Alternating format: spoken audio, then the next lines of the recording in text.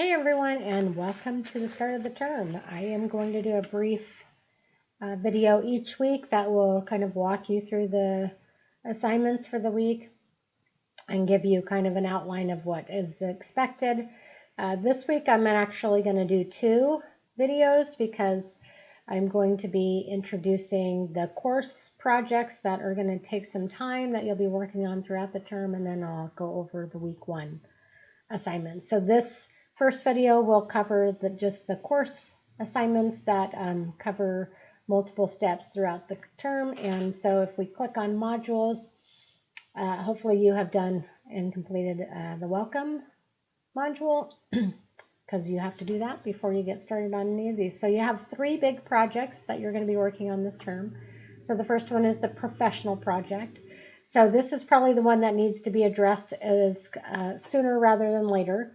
So the purpose of this assignment is to engage in and become familiar with a range of professional development that's offered by national, state, and local professional organizations and agencies around STEM. And as you probably know, there's a lot of resources in STEM. It's still quite the emphasis when it comes to grants and funding. So there are a lot of options for STEM professional development, including some that may occur within your school district if you are currently employed. So this connects to course outcome 1, which is to develop an understanding of how to use STEM technology in educational settings. And so learning about specific applications of STEM, it depends on what your current role is in terms of what would be the most relevant PD. And so I'm going to give you some choices to choose some professional development. Many of these are free or very low cost. And since we didn't require a textbook, I am going to require that you participate in at least one professional development opportunity. Now, I would highly recommend that you actually think about participating in the Oregon Science Teachers Association conference that's coming up, and that's why I said this is timely, because this conference is actually October 9th and 10th. And while you get a free membership to Oregon Science Teachers Association, with that free membership you can sign up for the conference, and it will only cost you $10. So that's 2 full days of professional development. Many of the sessions address STEM specifically. So, but you can choose other PD, and so you'll see that I've attached a list of PD options. So if you click on that, it's going to download to the bottom of your screen. And if you take a look at that, some of your options for PD include as I mentioned, the OSTA conference coming up on October 9th and 10th. There's also some resources that are offered free for educators through OnRep. That link is there to the workshops. There's some NSTA events that you could participate in. Many of these do cost money. There's a great one that's coming up on distance learning that might be useful, but it is a paid website. There are some that are free there as well.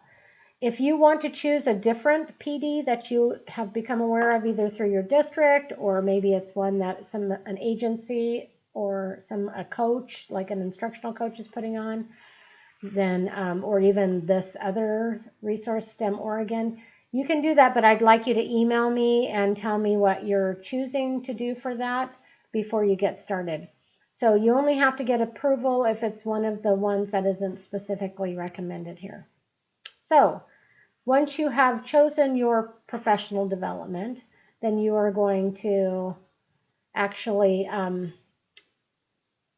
take notes during the professional development. You can take pictures, screenshots, collect supplementary materials to include in your presentation. You're going to create a video that's no more than 10 minutes.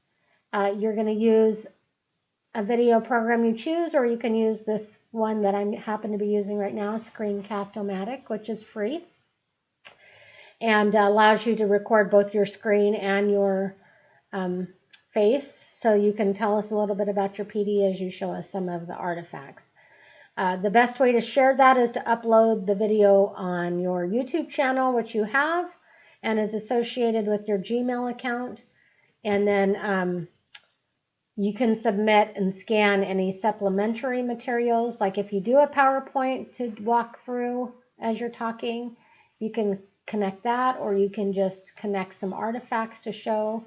So we will actually take these and do a gallery walk during the finals week about what you actually engaged in.